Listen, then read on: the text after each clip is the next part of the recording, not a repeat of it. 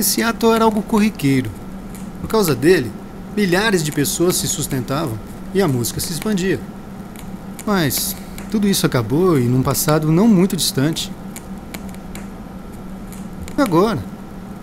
Onde está a música? Nunca mais, não vai. Nunca mais vai ser tão bom. Não vai. Nunca mais vai entrar no tom.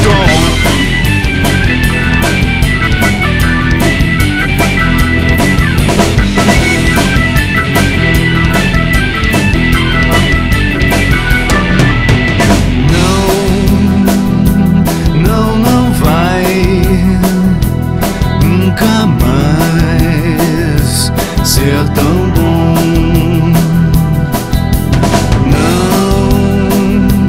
Não vai. Nunca mais ser tão bom. Nunca mais. Não vai. Nunca mais vai ser tão bom. Não vai. Nunca mais vai entrar no tom. Entrar no tom. Nunca mais vai entrar no tom. Em 2012, o prédio da antiga gravadora Continental foi vendido para ser demolido. Em seu lugar, surgirá um conjunto de prédios residenciais. A destruição desse prédio é mais do que uma consequência da especulação imobiliária. É a destruição de uma era da história da música. Eu comecei aqui nesse prédio mesmo, na Continental, na época, né? Chantecler. Fiquei aqui por 4 anos, foi vendido para a Warner, que era uma imensidão. E passado 10 anos começou a decair, foi vendida, enfim. Depois disso fui para a Atração, que também era nesse prédio. E após a Atração agora estou numa gráfica. Eu tenho uma duplicadora de CD, uma editora musical. Trabalhava num estúdio particular que prestava serviço para a gravadora Continental.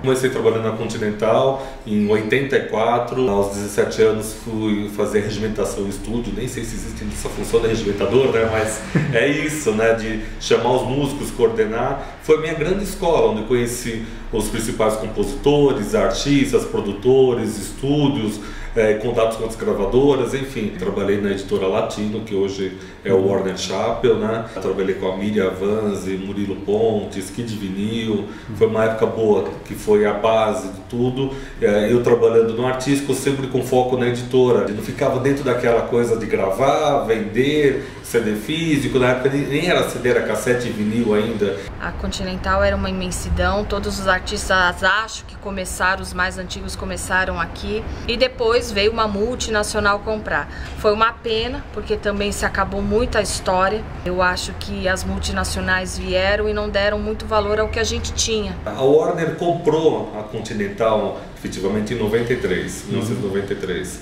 Antes disso, a Continental tinha um cast de mais de 200 artistas. O sertanejo, onde tinha Leandro Leonardo, João Paulo Daniel, Roberto Miranda, todo o pessoal da Bahia, como Banda Mel, Chiclete com Banana, Olodum, Muzenza, foram grandes sucessos da época da Continental também. Tim Maia, e teve outros segmentos também mais pop rock, como a Banda 365, Eliette Negreiros, Itamar Assunção, Naozete. Foi uma época muito bacana. Eu acho que foi isso que chamou a atenção da Warner, porque a questão da gestão administrativa da Continental não era uma coisa assim tão bacana e infelizmente com toda aquela vendagem que era uma coisa de milhões, o milionário José Rico, todos vendendo muito, a Continental tem toda a história, os primeiros discos da Elis Regina, Secos e Molhados, tem uma história bacana e isso foi o grande atrativo para a Warner, né? Alguns artistas independentes que gravavam conosco tinham necessidade de fazer um trabalho na época do vinil. Aí eu vim para a Continental, fazia o vinil, até implantarem o DVD e o CD no Brasil. E depois disso veio a necessidade do artista independente. Eu acho que as gravadoras acabaram. Eu acho que foram os contratos. Os contratos com artistas eram um absurdo. Os salários de funcionários, principalmente diretoria, também eram um absurdo.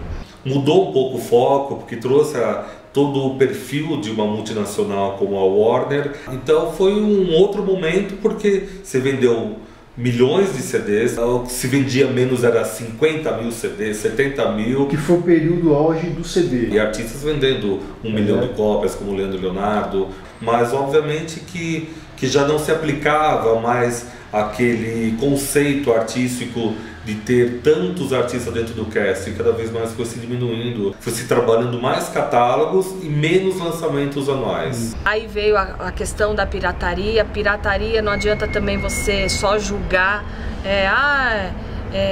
os camelôs, isso e aquilo. E, na verdade, eu acho que todo mundo teve culpa. As gravadoras, porque também não abriram mão de nada, né? Por conta de ter que bancar esse lado do artista, bancar o lado dos funcionários, também não abria mão de custo. E eu acho que a própria gravadora sabia de onde saía, o próprio artista também sabia de onde saía, é que ninguém quis ir atrás, deixou a coisa aí andando e chegou a esse ponto, que é uma pena.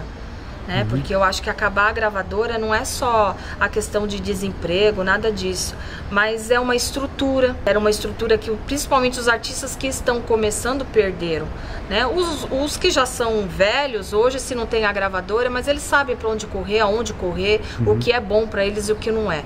Os novos não. Existe também o artista famoso que se tornou independente, que nos procura. É justamente esses que dizem que não teve aquele controle na gravadora, que não teve uma certa necessidade e que eles não deram esse respaldo para eles. Então, acho que a gravadora, bem ou mal, ela investia na divulgação. Exatamente. Para os novos isso é importante. Hoje os novos estão indo sozinho atrás. Alguns até, se tem um padrinho bacana, conseguem, outros não.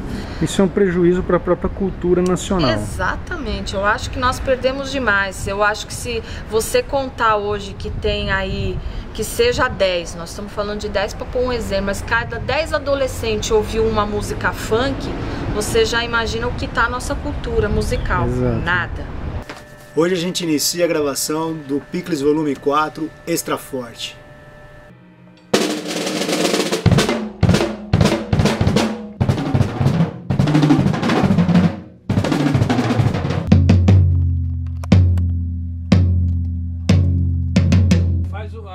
Os 4, por favor.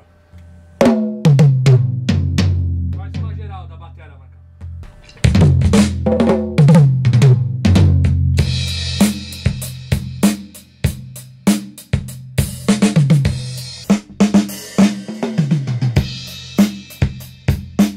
O que me atraiu aqui para falar com você é o fato da gravadora Eldorado, que é uma gravadora nacional, né? Sim.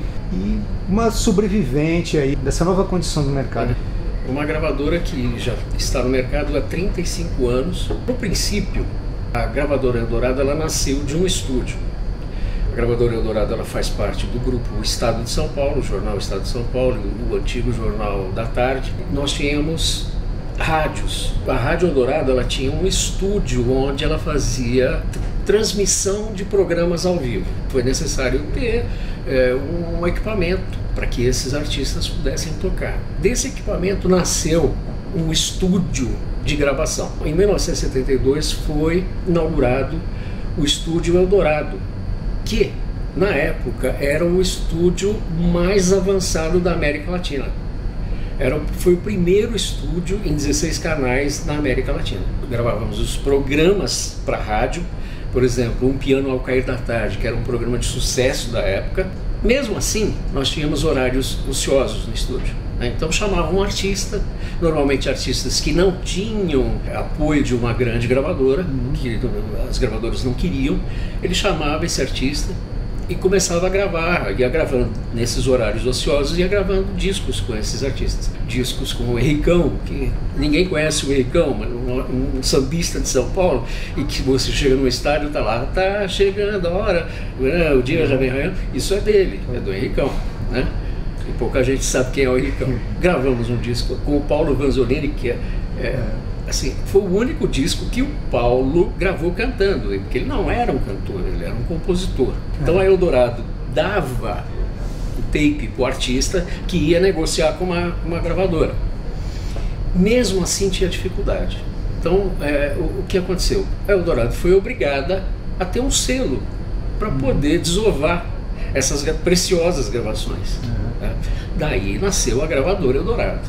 A Eldorado lançou o primeiro disco da cantora Daniela Mercury, que foi já no primeiro disco um grande sucesso. A gravadora Eldorado teve um forte segmento na música popular brasileira.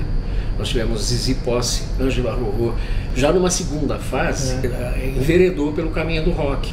O Golpe de Estado, o Viper, lançamos o Ratos de Porão, Sepultura, né? O Angra, o hip hop, nós lançamos o Taíde DJ 1, nós gravamos e somos os únicos que tem discos da dona Eliana Meirelles, que é uma violeira, que tem a palheta de ouro da Guitar Player. Saiu na mesma edição com Eric Clapton. E ela foi descoberta já com 70 anos. Então, nunca é tarde.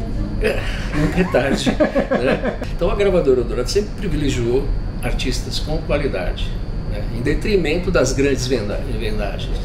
Hoje nós nos dedicamos, isso por contingência do mercado atual, mercado fonográfico atual. Então lançamos os discos da Rádio Eldorado, as coletâneas de programas da Rádio Eldorado. E lançamos um ou outro disco de artistas que já são conhecidos, porque nós não temos hoje, infelizmente, o poder econômico, nem um staff para fazer um trabalho digno de divulgação. Não adianta hoje eu pegar um artista iniciante e não apostar, não pôr dinheiro, porque só assim esse artista vai aparecer.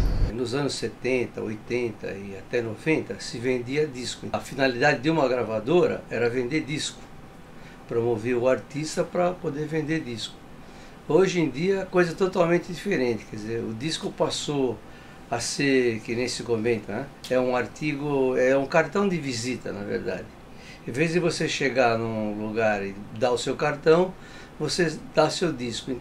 Mas foi sempre assim, na verdade, quer dizer, o artista, o músico, o pessoal da banda, você nunca sobreviveu, na verdade, do dinheiro do disco, né? O grosso mesmo sempre veio do show, só que ele tinha uma certa representatividade porque se vendia. Então, vamos dizer, um artista podia vender 1 milhão de discos, 2, 3, 500 mil de cada lançamento.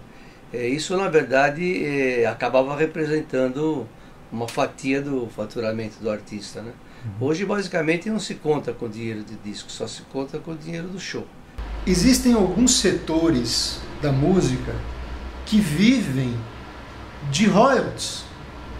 E esses royalties vêm da venda da música. Vou citar um exemplo. O produtor fonográfico, o compositor, o indivíduo que é só compositor e não é artista, ou seja, não mostra a cara, ele vive de royalties, ou seja, do que a música dele vende. Para esses setores da música, a coisa ficou muito ruim. Havia, ainda nos anos 90, um compositor que conseguisse que o Zezé de Camargo gravasse uma música, ele ganhava um adiantamento da gravadora que era suficiente para ele comprar um apartamento. Hoje isso não existe mais. Com o que ganha o compositor hoje? É uma classe em extinção.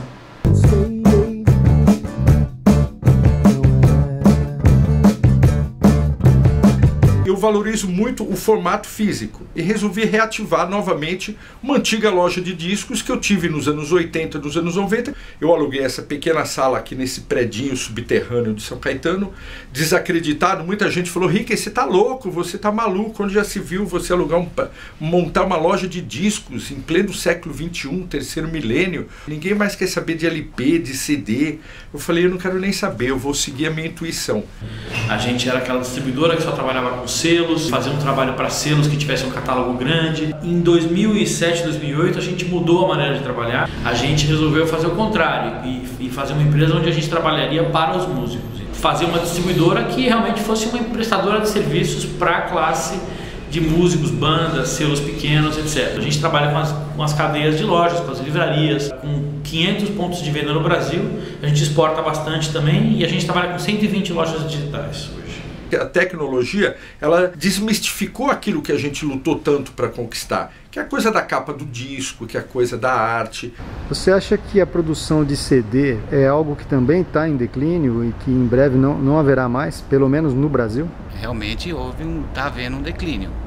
E nós temos aí mais uns 4, 5 anos. Quando a gente fala o CD vai morrer, o CD já morreu. O CD hoje é um produto de nicho. Quem compra CD é uma exceção. É o fã daquela banda que está procurando aquele CD e quer ter aquele objeto. A grande mudança foi que o CD não é mais a maneira pela qual as pessoas descobrem música, né? Ou escutam música. Ou baixam na internet, ou escutam no YouTube. A massa das pessoas está ouvindo música desse jeito. A grande mudança que está acontecendo é um crescimento dos serviços de música digital. O ano retrasado começou o iTunes, o ano passado começou o Ardio, esse ano começou, em janeiro veio a Deezer para cá, a Spotify deve abrir daqui a 2 meses.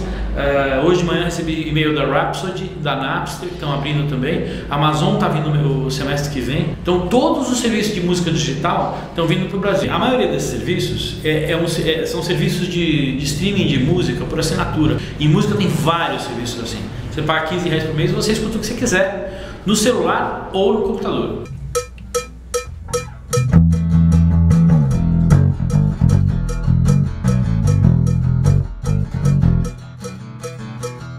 Eu aceito, cara. Boa.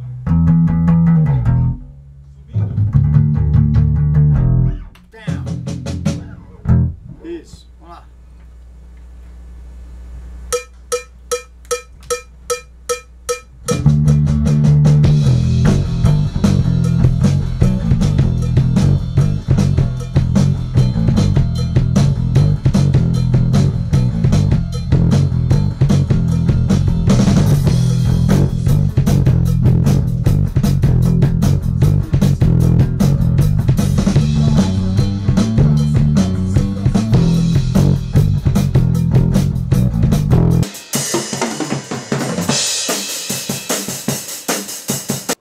Vamos lá. Esse é o último refrão? Tá. Cara, eu não lembro a linha de bumbo, filha da... Ah, boa.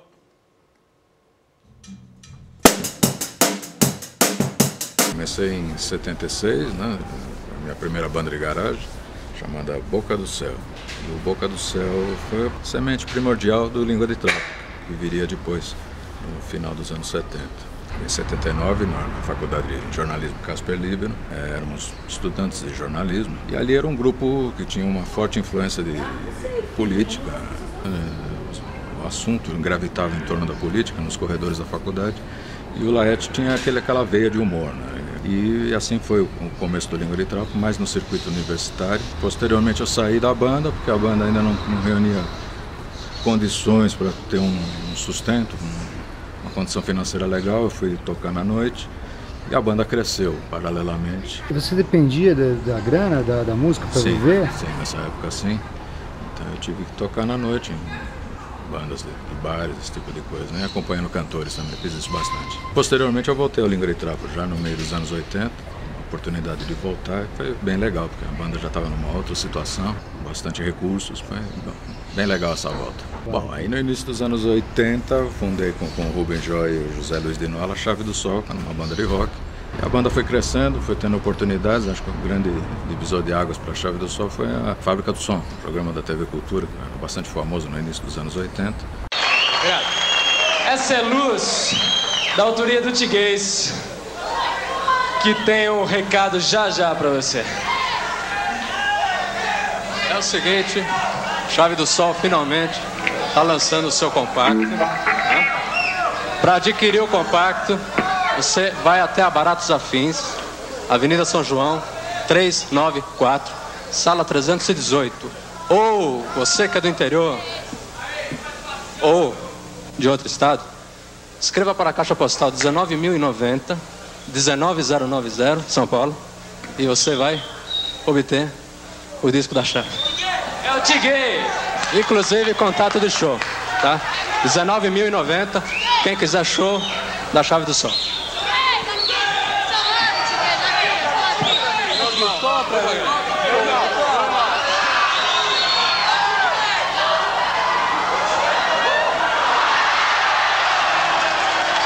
Foi Deus que quis assim.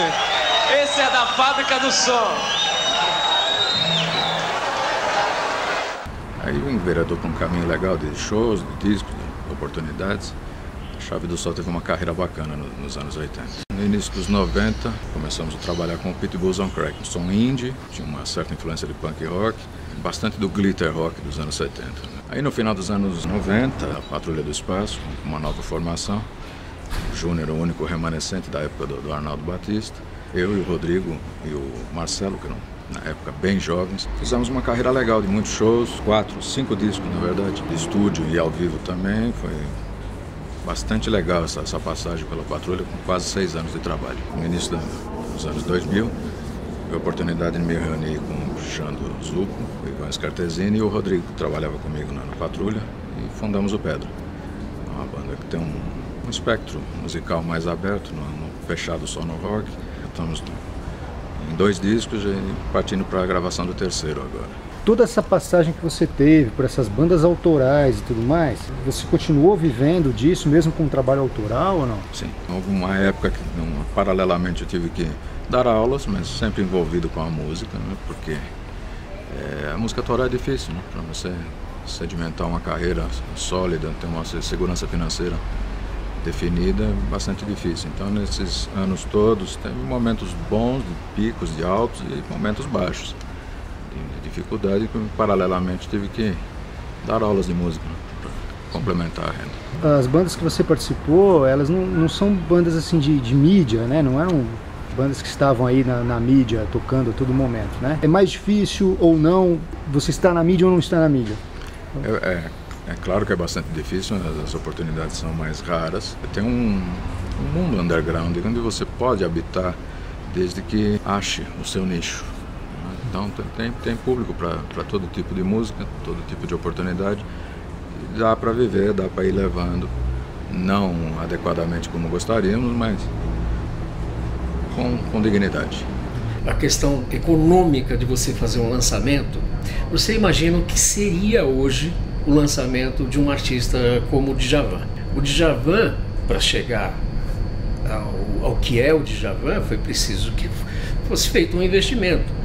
Com toda certeza não foi no primeiro disco, e mesmo assim insistiu-se e gravou-se um 2º e um 3º disco, e aí sim o Djavan começa a aparecer para o Brasil inteiro, mostrando toda a riqueza do trabalho do Djavan. Então, imagina hoje a gravadora fazendo este investimento, segurando um artista, lançando os discos subsequentes de carreira desse artista, para que esse artista fosse conhecido no Brasil. Então hoje é muito difícil uma gravadora comportar esse investimento. As produtoras fazem o trabalho com o artista e levam para essa gravadora distribuir. A agência produtora, na verdade, ela é uma empresa que se adaptou ao novo modelo de mercado hoje. É uma empresa que tem 22 anos, naturalmente não começou comigo, ela começou com Tom Gomes, que hoje é o cara que dirige talvez o principal veículo de divulgação do nosso mercado, que é a Show Business e a revista Sucesso.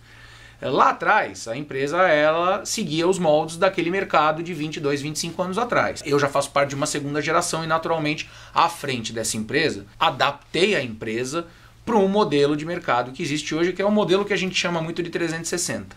Tem o mercado discográfico, de gravadoras e tudo mais, completamente detonado, é um mercado que não investe mais nos produtos como se investia antigamente, não existem mais aqueles adiantamentos milionários para os artistas como tinha antigamente, e hoje os artistas eles dependem muito da estrutura do próprio escritório, do empresário e da estrutura interna. O RPM, nós estamos indo para uma gravação de um DVD caríssimo, em uma cidade histórica, em Minas Gerais. 15 anos atrás, talvez isso estivesse sendo pago por uma Sony ou por uma Universal, exemplo. Hoje não, o que está acontecendo é exatamente o inverso. Nós estamos pagando esse DVD, com o produto finalizado, eu vou à praça e defino qual é a melhor empresa para me distribuir para as lojas. Ou seja, hoje eu não tenho só como opção as majors. Hoje as distribuidoras, uma Radar, até a própria Microservice, que tem um serviço de distribuição muito bom, passam a ser grandes opções para a gente. Às vezes melhores opções do que uma major. Não é mais como antigamente, Quando eu e você, a gente tinha uma banda, por exemplo, e a gente queria muito um contrato com uma major. Hoje, talvez, um contrato com uma major não seja o melhor negócio. Fala aí como é que funciona a gravação. Putz, se eu falar, ninguém acredita. Não tô afim de falar. Não gravar posso falar? Que nós ganha mais.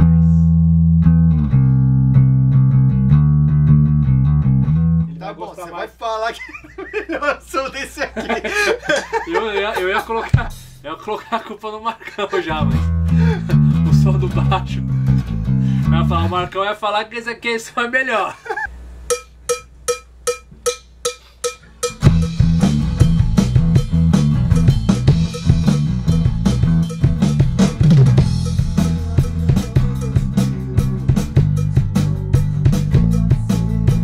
Os anos 80, citando o ABC, foi um período muito fértil. O fato de nós sermos um subúrbio operário sempre deu uma característica de que a gente nunca foi considerado, prestigiado devidamente quanto o pessoal da Pompeia, da Vila Mariana. Então a gente sempre foi muito taxado e discriminado nessa questão. Que embora nós não sejamos caipiras, mas a gente também não é da capital. Então a gente vive meio que à mercê de ser híbrido nessa questão. Então diante disso a gente conquistou uma cultura bem própria, que é a cultura do punk rock, do rockabilly, do psychobilly. Diante disso daí eu me motivei a montar uma loja de discos. Encerrei com a loja em 95, 96, porque eu vi que tinha perdido sentido a música. Entenda bem, não a música. O mercado fonográfico, quando entrou o CD, ele se tornou híbrido.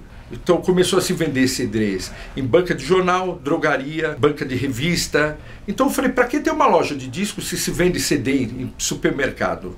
Foi onde eu me dediquei à carreira pública, à vida pública. Fui trabalhar na prefeitura, idealizando shows, eventos culturais. Foi uma época muito bacana, mas comparativamente, a época da loja de disco, para mim, é muito mais representativa do que todos os anos que eu trabalhei em prefeitura. Agora, para mim, ter feito os campeonatos de topete, ter participado do programa do Jô Soares, ter feito uma novela na Rede Globo, ter escrito para vários panfletos, vários fanzines, isso daí para mim é uma história definitiva na minha vida. A Gravadora Eldorado essencialmente trabalha ainda com o CD ou o suporte físico. Nós temos um corpo jurídico aqui que me proíbe de colocar um disco no modelo digital, colocar na internet para fazer download, sem que eu tenha escrito isso no contrato com o artista. Nós estamos refazendo esses contratos para poder colocar isso no digital. O disco que nós vendemos em 2001, ele custava um pouco mais caro do que a gente vende hoje. Ou seja, nós tivemos uma desvalorização do suporte físico. Talvez seja a única coisa nesse país que ou não mudou ou diminuiu de preço. Como a gente trabalha com música de qualidade, nós trabalhamos com as livrarias. Então, os nossos maiores clientes são as livrarias. Ainda tem poucos, mas existem os magazines, supermercados, aquela coisa toda. Mas só atende a música de massa. E o que eles querem? Sucesso barato. Então, nós não trabalhamos com sucesso imediato e muito menos com o preço que eles querem pagar. Hoje o digital, a qualidade do som digital eu acho boa. O futuro já existe, né? Nunca falei, nem acredito mesmo, que possa voltar tanto vinil como fita, isso não. Agora existe uma corrente muito grande ainda que até quer ter seu vinil, mas é a quantidade pequena, né? E também quer gravar num estúdio com fita e tal, porque a fita tem uma outra característica. A fita, basicamente, ela tem um som mais doce, normalmente em baixa frequência, que é dos graves, né? Que você tem bateria, você tem baixo, o som, vamos dizer, ele é mais redondo, aí é difícil de explicar, né? E os agudos também da fita, eles são mais suaves do que o digital. No digital o agudo é muito agressivo, né? Ele é meio harsh, áspero, entendeu? É um pouco áspero. A música durante o tempo, ela passa mesmo por mudanças e alterações, como a gente está passando agora. Meu pai, por exemplo, que foi um grande músico, né, o Sr. Vitor Estevam, né, que viveu uma era, que era a era das big bands, né. Quando entrou a Beatlemania, aquele estilo de banda já não era mais o que as pessoas queriam. E ele, infelizmente, também não conseguiu se adaptar a esse novo sistema. Ele tinha um amigo que já chegou a ser inclusive diretor artístico da CBS, o Roberto Stanganelli, que uma vez o Roberto me disse o seguinte, ele falou, olha, o que acabou com o mercado da música foi o CD, porque o vinil não dava para você copiar, para você piratear. Eu prefiro o som digital, realmente o som digital é muito melhor, mas o vinil ele tem uma magia, existe todo um saudosismo, assim, um romantismo, né? No vinil que o CD e agora o MP3, então nem se fala, né? Não é a mesma coisa. Não tem aquele romantismo como você chegar no final de um ano, pegar um disco do Roberto Carlos, por exemplo, que era o máximo, né, entregar para a namorada. Ainda sobrevive a lenda de equipamentos vintage, né? Mesas, pré-amplificadores, microfones. Por exemplo, o cara tem um microfone hoje antigo, lá de 1950, que custa $50 mil, por exemplo. Agora, se você perguntar para mim, mas ele é tão melhor que um microfone feito hoje, de uma marca conceituada? Eu acho que não, porque eu tenho aqui e eu comparo e às vezes eu falo assim, puxa, mas para mim eu prefiro até o novo. Mas aí eu perco, porque, por exemplo, se tiver 10 pessoas no estúdio, eles vão falar que o velho é melhor. E eu perco.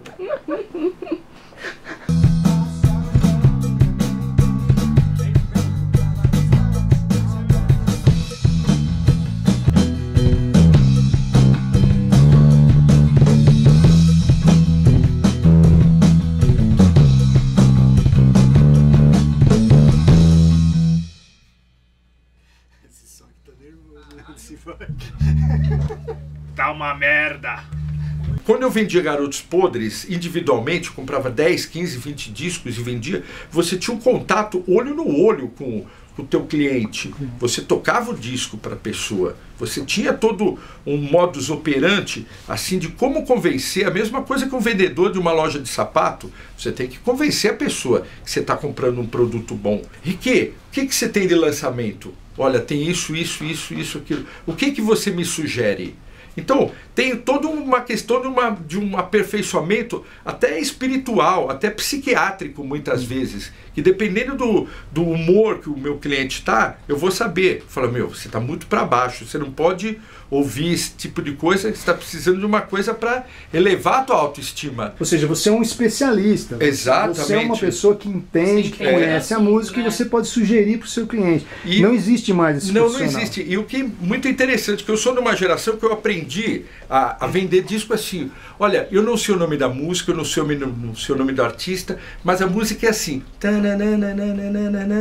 Eu repete novamente. Ah, peraí. E pumba. A situação dos grandes estúdios do mundo piorou muito de 10 anos para cá, com o advento aí de estúdios domésticos e tal, project studios e tal. Mas ainda, por exemplo, no Brasil, os estúdios grandes não são muitos. Por exemplo, em Nova York, a maioria dos estúdios fecharam, os grandes. Porque seria impossível o cara manter um estúdio lá no centro de Manhattan com só o aluguel do prédio é $100 mil por mês. Entendeu? Então aqui no Brasil, como os custos nessa área, que o Brasil está muito caro também, né? Mas nessa área ainda dá para se resolver, os estúdios grandes ainda estão sobrevivendo. O Mosh ainda tem muito cliente, o que na verdade ocorre com o Mosh e outros estúdios grandes que estão funcionando. Trabalho a gente tem bastante, mas devido à concorrência dos estúdios pequenos, o preço ele ficou muito desatualizado. Agora, eu tenho muitos clientes ainda que vêm para o estúdio trabalhar, porque é uma grande diferença você fazer um disco na sua casa. É possível? Sai bom? É possível, mas o problema é problema de estrutura. Eu vou dar um exemplo, por exemplo, é barulho. Você está na tua casa, você não pode trabalhar até a hora que você quer, você não tem isolamento acústico, você não tem espaço. É uma série de coisas que dentro de um estúdio profissional, que nem o Mosh e outros estúdios que também funcionam, você tem. Eu não conseguia tirar aqui no Lambreta um som de bateria igual o do Mosh. Era bem diferente. Atualmente eu já consigo tirar algo muito próximo, né? Um som muito próximo do que se tira no Mosh. Ainda não é igual, né? Obviamente. Mas com o processo de masterização e de compactação desse som, tudo fica muito parecido no final, né? Então, para o ouvinte comum, é difícil ele perceber essa diferença. É mais para a gente que trabalha mesmo na área que percebe, né? De certa forma, acaba não fazendo tanta diferença se você grava no analógico, no digital, num estúdio pequeno, num estúdio médio. Depende como você vai pensar do durante.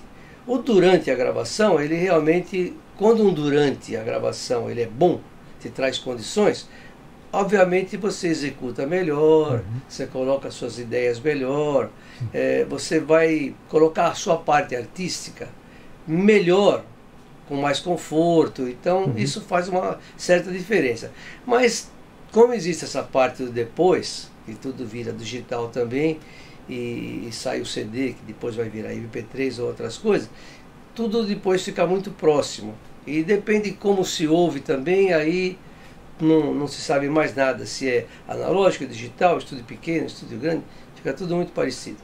Ficamos aqui 12 horas gravando. Hoje valeu o baixo e a batera deste senhor aqui. Estamos de parabéns. Beleza? Que eu vou te contar, viu? Foi uma façanha ter matado 16 músicas em 12 horas. Fala sério. Pois é. Ainda tem que gravar as guitarras, tem que gravar as vozes, os teclados e depois mixar tudo.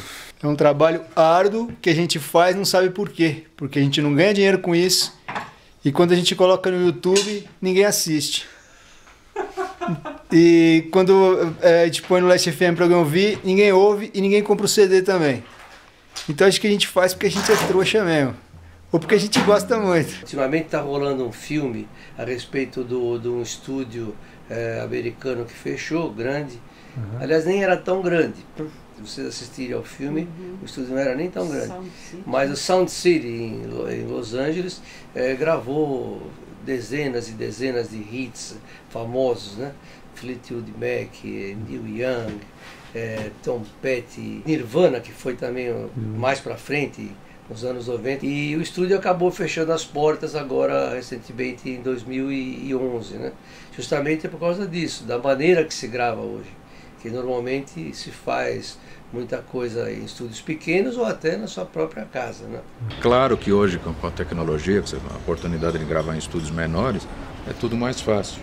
Por ser fácil, tem muita gravação ruim na rede, no YouTube, seja lá onde for, na internet, e de molecada que não tem condição, que deveria se preparar melhor, já sai gravando, se lança. Estúdio grande hoje é um elefante branco, né? Então, infelizmente, que era um glamour gravar nesses estúdios, é sensacional, é um momento mágico do artista, né? Você vai perpetuar, como o cinema. Então, naquele momento, o estúdio é muito importante. Essa atmosfera te isolar do mundo. Você está pensando exclusivamente naquela música que vai ficar para sempre. Isso é sensacional. E gravando aqui no Lambreta com o Rony Barba e Marilu, a gente teve tempo, tranquilidade para fazer as coisas, né? Eu trabalho com a mixagem das músicas dentro do meu horário livre, então é tudo muito mais tranquilo. É safadinha, yeah. É safadinha, yeah. Estou louco.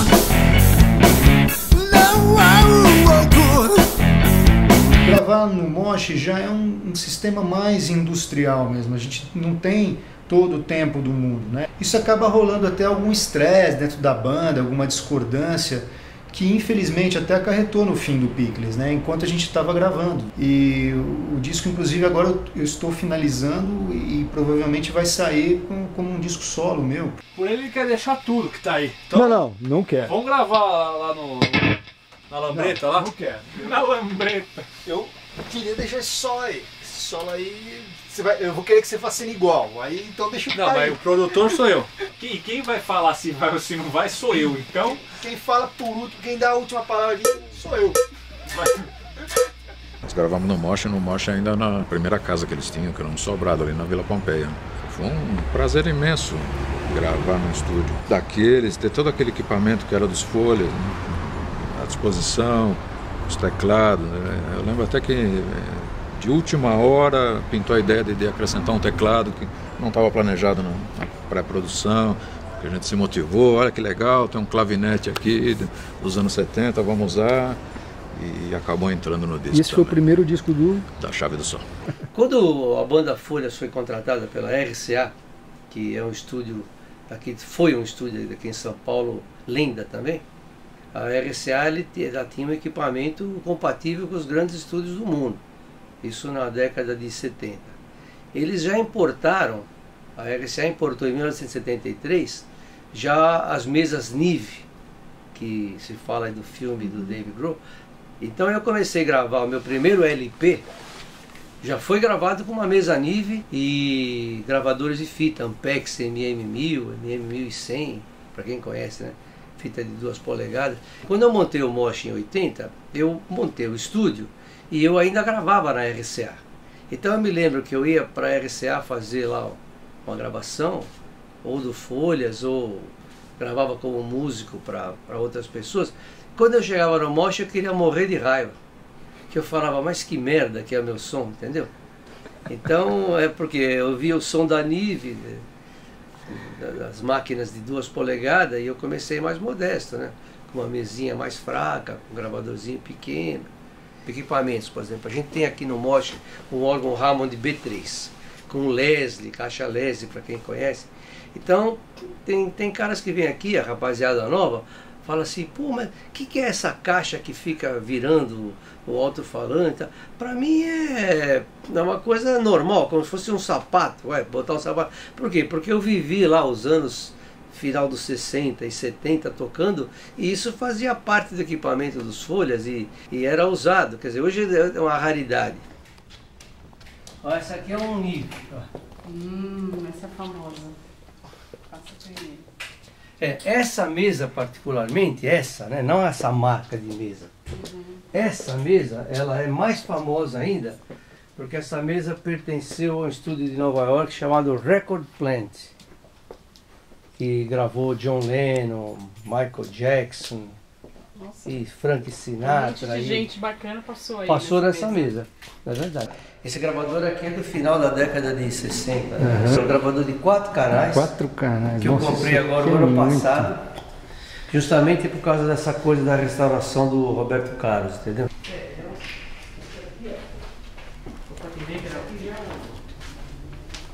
Negócio violento.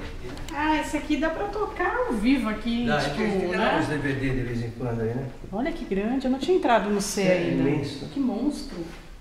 Você está tocando com o público, aí você põe 80 pessoas assistindo. E aí ele usa a técnica do A, é isso? Ele usa a técnica do A porque aqui essa sala não tem técnica, então tem toda a parte aqui, tá vendo? Dos inputs de microfone, retorno e tal. Eu monto uma grua ali pequena, eu monto um dolly aqui. E a gente já gravou nessa sala assim 80 e poucos músicos, tudo junto. Né? Nossa. Coisa lá com o Chiquinho de Moraes, com... Orquestra? Orquestra. Deve ficar... Não se grava muito, né? Vai ficar super... Deve ficar muito legal.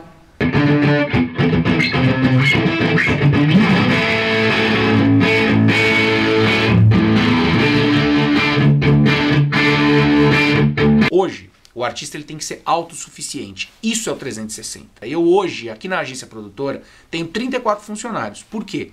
Eu preciso de todos os departamentos que existiam nas grandes gravadoras e não existem mais, hoje eu tenho aqui dentro da minha empresa. Então, por exemplo, nós estamos dentro do estúdio da agência produtora. Antigamente, quem é que tinha estúdio? As gravadoras. A Som Livre tinha estúdio, a Universal, a Sony e tal, todos fecharam. Porque para manter um estúdio é muito caro, não vale a pena. Eu tenho estúdio, eu produzo o meu produto. Marketing. Antigamente, quem fazia o marketing? A gravadora. Hoje eu tenho um departamento de marketing aqui dentro. Marketing viral, eu tenho um departamento aqui dentro. A gravadora não tem isso. Assessoria de imprensa, quem fazia era a gravadora. Hoje, a gravadora não tem mais assessoria de imprensa. É terceirizado. Hoje, a minha assessoria de imprensa é a mesma da Sony, por exemplo. Então, quer dizer, Eu tenho a mesma assessoria da Sony. Esse é o 360. E isso acontece também dentro das gravadoras. A gravadora cuida da carreira do artista. A única forma que as gravadoras encontraram para equilibrar as contas delas, por conta da pirataria sim, foi ganhar em cima do show do artista. Porque antigamente era isso, as gravadoras investiam milhões. Os artistas vendiam muito show e ganhavam muito dinheiro, porém vendia-se muito disco. Com a pirataria, a gravadora enxugou. A única forma dela ter dinheiro é participando também das campanhas publicitárias, dos shows, dos cachês, tarará. Então hoje você tem uma Sony, por exemplo, que tem um departamento de venda de shows, tal, e por aí vai. É muito complicado se adequar com a burocracia que existe dentro de uma major. Você não vai conseguir adequar ao sistema complicado de venda de show que o Brasil é. Então hoje as gravadoras elas apanham muito quando elas tentam vender show. Por isso que é mais fácil nós, enquanto empresários, criarmos estruturas que atendam o artista 360 do que uma gravadora se adaptar ao mercado. Algumas editoras que eu trabalhei, algumas multinacionais, eles queriam quantidade, não qualidade. E aquilo me incomodava muito. Juntamente com isso eram contratos vitalícios. Também me incomodava muito, porque eu ficava imaginando eu como autor, porque eu teria que assinar uma obra pelo resto da minha vida como editora, que não teria nenhum trabalho mais ativo. O próprio nome dueto já diz isso, né? Uma parceria, um dueto entre editora e autor. E quando eu fui convidado pelo João Marcelo para ser o gestor da editora na Trama, eles estavam realmente anos-luz à frente de todo o modelo de tradução do mercado. Por quê? Porque eles já pensavam diferente, pensavam em ter um catálogo mais enxuto, porém super comercial. Não adianta ser administrador de 30 milhões de músicas que não conseguiu trabalhar meia dúzia. Como se trabalhar isso? Se trabalhar junto à agência de publicidade, aos canais digitais, que é o novo modelo de negócio, né? Então ser mais proativo, menos passivo, porque esperar o telefone tocar é fácil. Agora fazer dinheiro com isso que é o grande desafio. O primeiro passo aqui é o autor, a música, a arte em primeiro plano. O negócio vem paralelo, mas a gente nunca pode inverter essa ordem. Ser um negócio em primeiro plano, como era em outras editoras que eu trabalhei. Aqui a gente tem esse foco de ter a arte em primeiro plano. Eu administro vários catálogos aqui dentro da editora, administro a Trama, a Trattori, Tom Zé, o Rich, com todo o seu sucesso da década de 80, DJ1, Taíde, Chitãozinho Chororó, Lenine. A gente tem algumas oportunidades, seja ela no meio popular, rock, MPB ou sertanejo. Nós temos várias músicas que a gente pode atender esses segmentos com grande qualidade, que é o mais importante, né? No Brasil a gente não tem mais isso. As pequenas gravadoras deixaram de existir, entre aspas. Hoje elas são os empresários, tá? Os empresários são as gravadoras, né?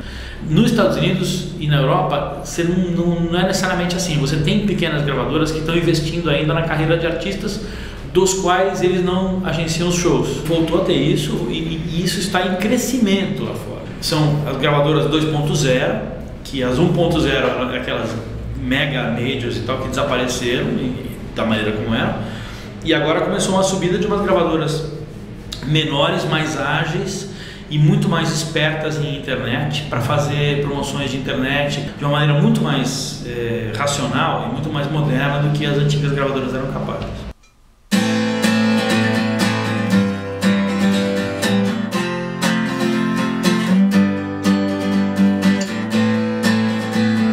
Poucos jovens ouvem rádio hoje em dia, né?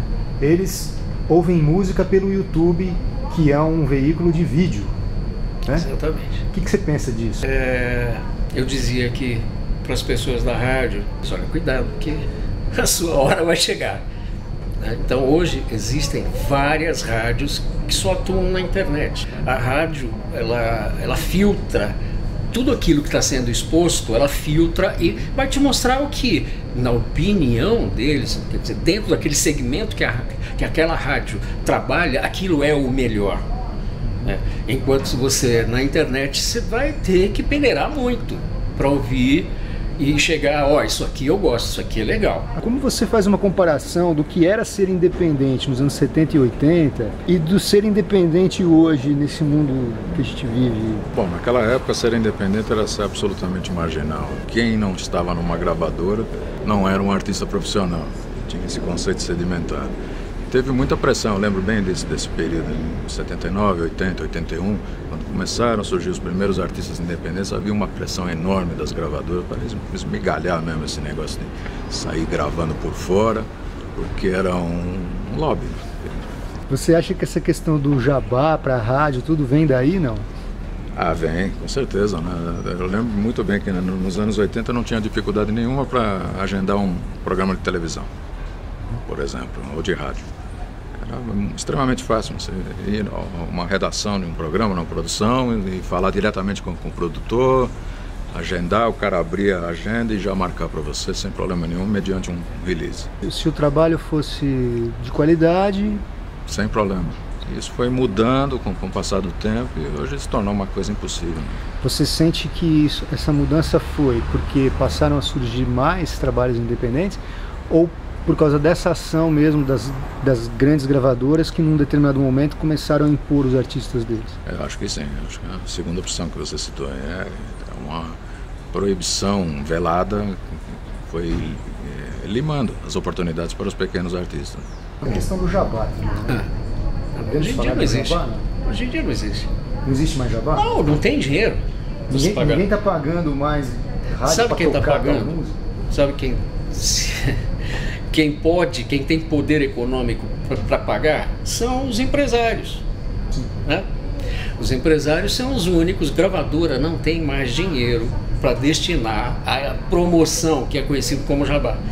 Então quem tem dinheiro como são os empresários, eles querem divulgar o show do artista tal e por isso toca artista tal. Exatamente. Os caras querem a música que toca na festa, na balada e tal e tal. Então os caras pagam para isso tocar, bombar, eles lucram com isso durante aquele curto espaço de tempo e tchau e vem depois o próximo. Tchau e vem o próximo. Você faz isso, você paga jabá, não paga jabá. Se não quiser responder também, não precisa. Não, respondo, não tem problema nenhum, cara. Na verdade, assim, esse papo da paga jabá, não paga jabá. Veja, cara, existem duas situações nessa pergunta, tá? A primeira pergunta é: você é um empresário que lucra com essa coisa do descartável, da música que vem, pá, ganha um dinheirinho, amanhã morreu? Tá, não sou. Aqui na agência produtora não pisa esse tipo de coisa. Tanto é que se você pegar o nosso casting, ele é claro, tá lá. A gente tem grandes nomes da MPB, a gente tem aqui Oswaldo Montenegro, Renato Teixeira, Sérgio Reis, RPM, Ultraje a Rigor, Biquíni Cavadão, até os da nova geração, Thier, por exemplo, que é uma cantora da nova geração, é totalmente conteúdo, enfim, por aí vai. Paga pra tocar? Poxa, se a rádio vai me tocar e ela me pede um show, eu não vou dar esse show? Pô, é claro que eu vou dar, entendeu? Do mesmo jeito que a rádio precisa do meu show pra ela poder fazer caixa, pra máquina dela seguir funcionando, eu quero dar o show porque pra mim é interessante tocar pra essa rádio, tocar pra aquele público e ter a minha música tocando naquela rádio. Até o jabá está adaptado, principalmente no meu mercado, que é MPB e pop rock.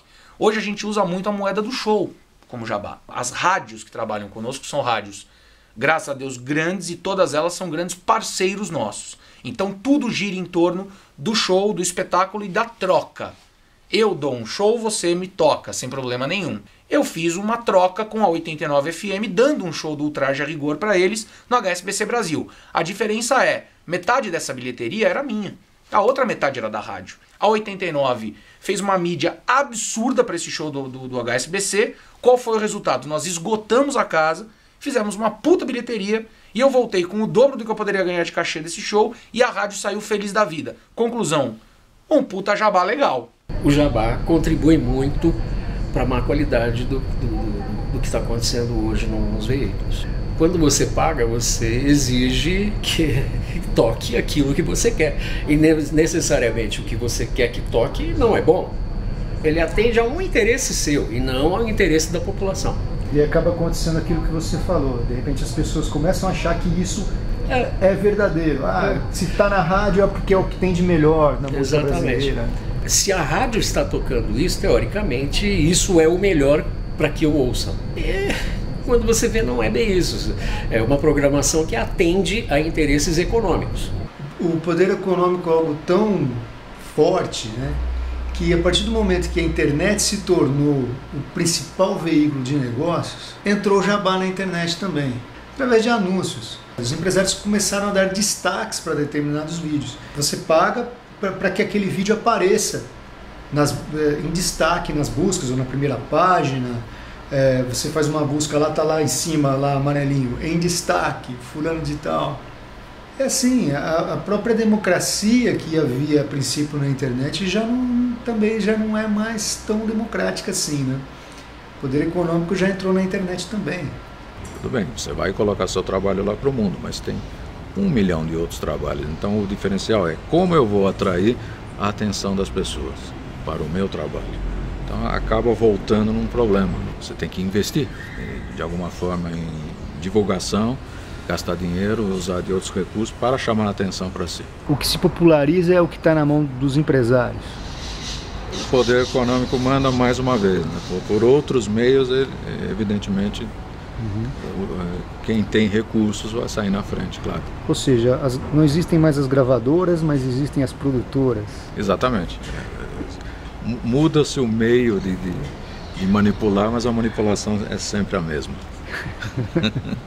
Essa história de que existem fenômenos da internet. O vídeo é engraçado, o vídeo tem uma imagem polêmica, aquilo se diluiu e se transformou num viral. Tem artistas que conseguiram se tornar fenômenos na internet, pois pagaram para divulgar o seu MySpace ou o seu endereço no YouTube na MTV ou em outras redes. Nada se torna um fenômeno a partir do nada. Tudo no meio artístico é fruto de um produto, de marketing, fruto de investimento. Sem investimento, amigo, dificilmente a sua música vai aparecer.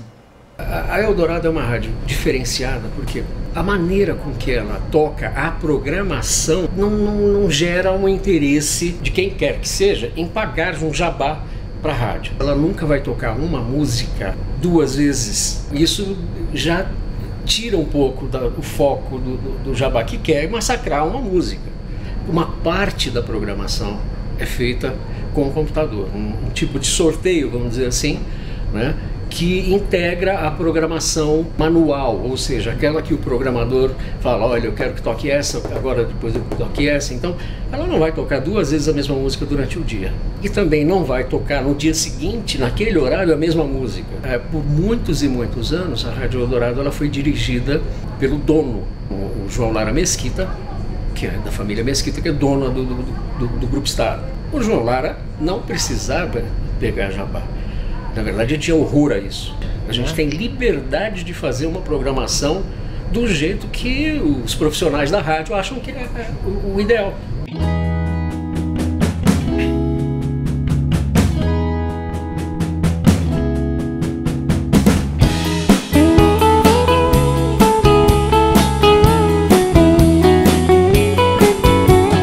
Quero um jeito de falar, quero um jeito de sentir a paixão do seu olhar, um jeito de conseguir seu e-mail, seu telefone, número do celular. Quero a solução pra me aproximar, já que compor nessa história um final feliz só depende de nós. No teu caso, pelo que eu vejo do teu casting, você trabalha mais com artistas consagrados, né? A gente está caminhando para uma idade das trevas, ou seja, vamos ficar vivendo do passado, né? Eterna, durante 100, 200 anos, ou você acha que existe alguma forma de surgirem novos artistas de boa qualidade? Acho que existe, sim. Porque assim, o mercado é uma curva, né? Se você acompanhar historicamente, a gente teve altos e baixos na música. Isso vale na década de 80, 90 e por aí vai. Por culpa, inclusive, da massificação, quer dizer, hoje qualquer um tem acesso a qualquer informação. A internet, ela permite isso. O ouvinte, né, a nossa audiência que escolhe o que ela vai ouvir e o que ela vai assistir. Não existe mais uma mídia que impõe. Agora, é óbvio que na internet tem muito lixo, e a mídia acaba apelando. Então, quer dizer, a culpa é da mídia por hoje a gente ter esse monte de coisa que é super descartável. O quero tchu, quero tchá, que até ontem era o grande momento, sucesso, hoje está pedindo esmola, exemplo. Há também a questão da falta de espaço. Falta de espaço para o artista pequeno e médio, coisa que antigamente existia bastante, né? Principalmente nos teatros, casas de shows.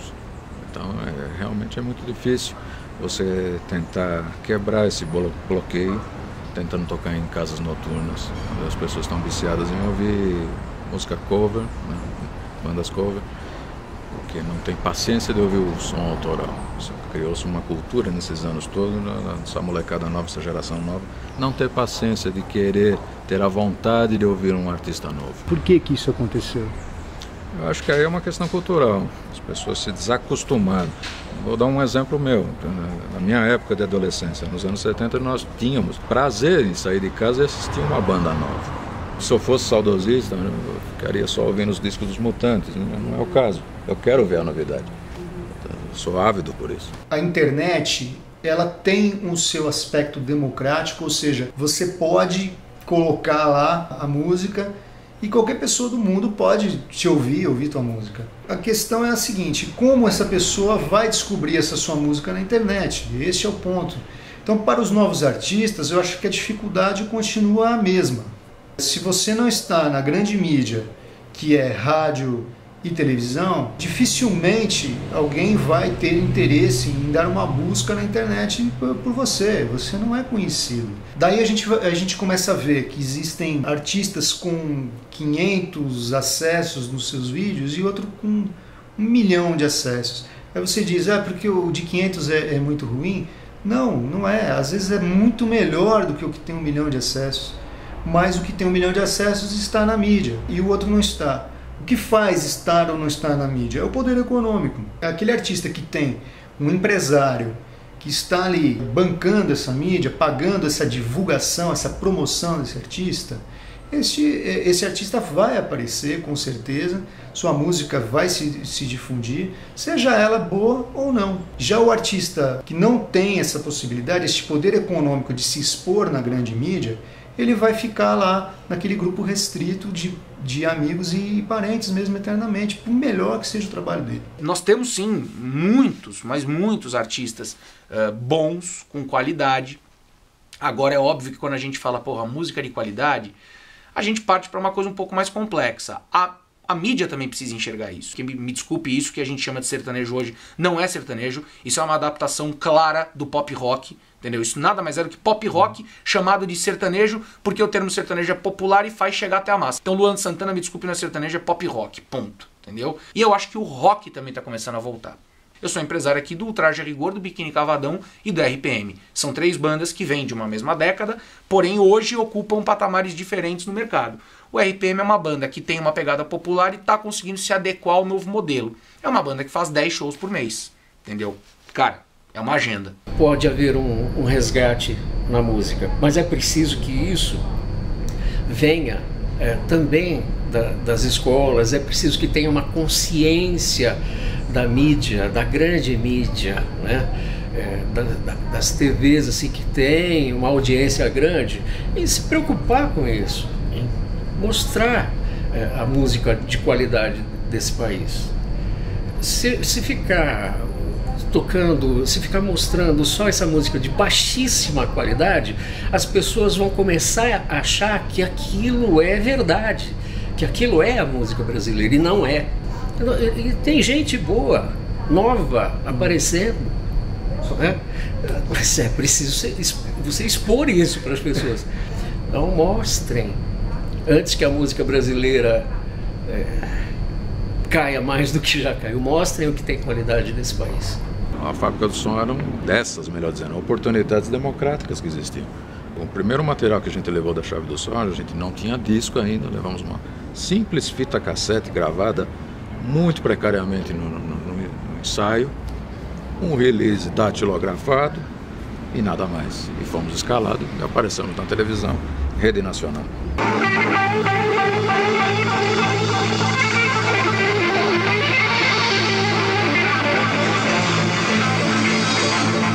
Essa é a Chave do Som.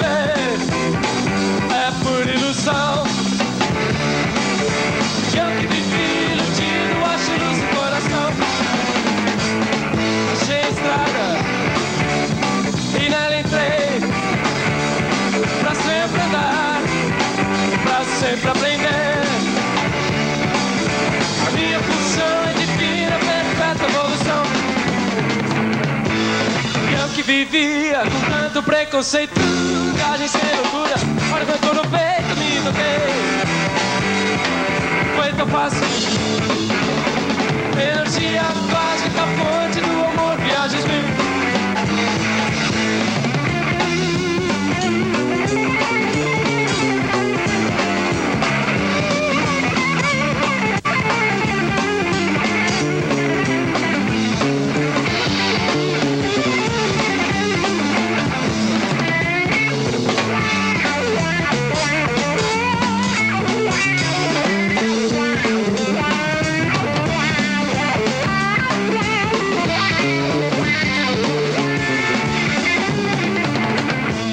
Isso era muito legal, né? É o que deveria ter continuado.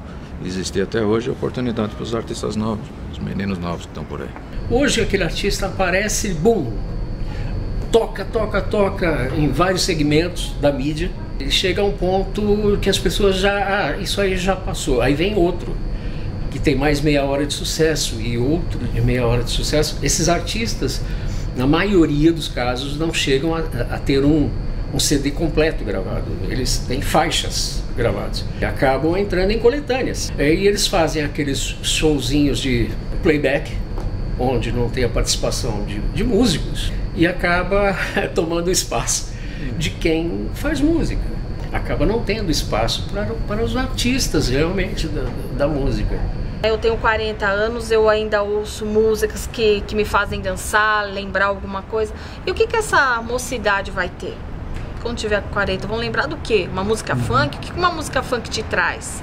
Que lembrança ela pode trazer? A minha geração, ela já está segmentada, ela já está segura. Mas a geração dos nossos filhos, dos nossos netos, se perderem esse feedback com a música como elemento de transcendência. Agora, infelizmente, hoje é tudo puladinho, é tudo saltadinho, é tudo para alegar, é tudo para movimentar, é tudo muscular. Não tem mais música de coração, não tem mais música cerebral, é só música muscular. É só música, é a rocha, é forró, é axé, é pagode, é sertanejo universitário.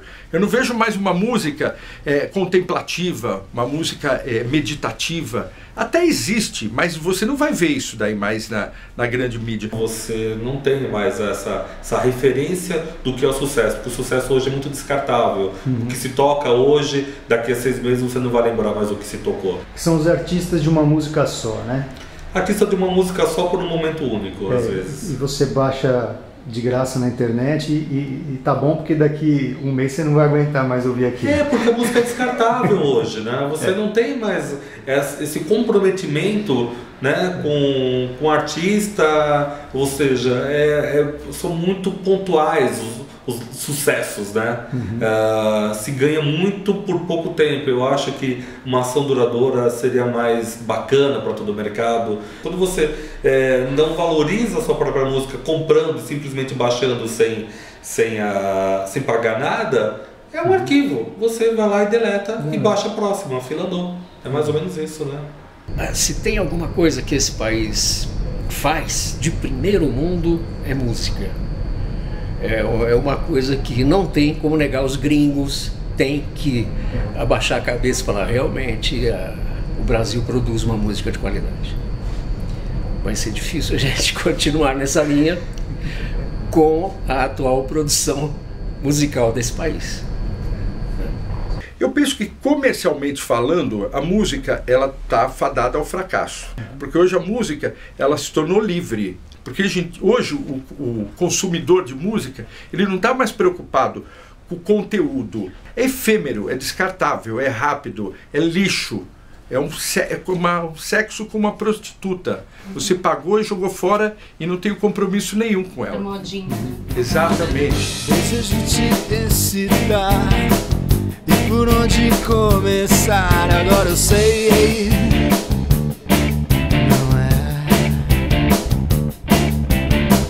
Eu me sirvo dos seus olhos que me chamam até você. Agora eu sei. Não é. Já mostrou que está afim. Não adianta mais fingir. Eu vou mesmo assim. Vou mesmo assim.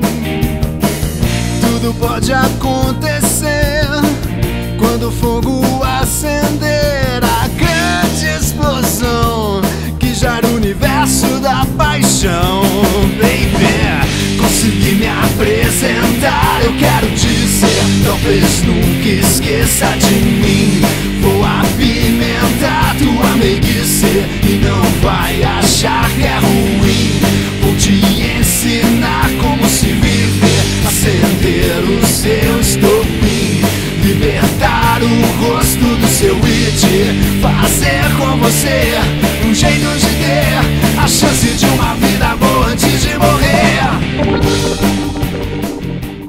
Você me deu aí uma triste notícia que a coisa chegou num ponto que até o prédio agora vai ser vendido e demolido, é isso? Exatamente, é uma pena, né? Era um lugar super bacana, um lugar de muita gente, aqui esse prédio todo era ocupado. E hoje você vê isso largado, vazio, é uma tristeza.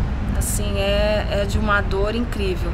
Acho que todos que passaram por aqui, quem viveu esse tempo, quem pôde participar um pouco da história, é triste. É triste. Uhum. Eu acho que quando a gente passar e ver realmente isso no chão... Vai ser muito triste, vai, né? porque é uma história assim, quem não passou por aqui? Só os novos, né? Uhum. Mas dos antigos, todos. Seja Exato. qual estilo musical foi, todos passaram. Havia também um estúdio aqui dentro. E tinha um estúdio, tinha estúdio fotográfico. Enfim, aqui era tudo. O que Essa foi feito gravadora desse estúdio de gravação? Ele virou sucata? Fechou e os artistas então, que gravavam aqui passaram aí para Gravodisc. Ficam ou na Gravodisc ou no Mosh. A gravadora, na verdade, era tudo aqui, era centrado aqui. Aí depois foi essa coisa de terceirizando e... Que acabou acabando. A minha lojinha é pequenininha, eu estou escondido no primeiro andar de um predinho aqui em São Caetano do Sul, mas eu acredito nisso que eu estou fazendo. E eu sinto que as forças estão favorecendo, sinto uma grande onda que vai me levar para frente. E eu volto a repetir, se existe um objetivo nessa minha vida hoje, é favorecer as próximas gerações. Você não é assim, uma pessoa que tem uma fama, digamos assim, claro. Mas você é um cara muito respeitado. Você trocaria o respeito que você tem hoje por uma fama, assim, mesmo que passageira? Não trocaria não. Porque isso é exatamente isso que você falou no final da tua explanação, é efêmero. Agora, o que eu queria mesmo era um equilíbrio.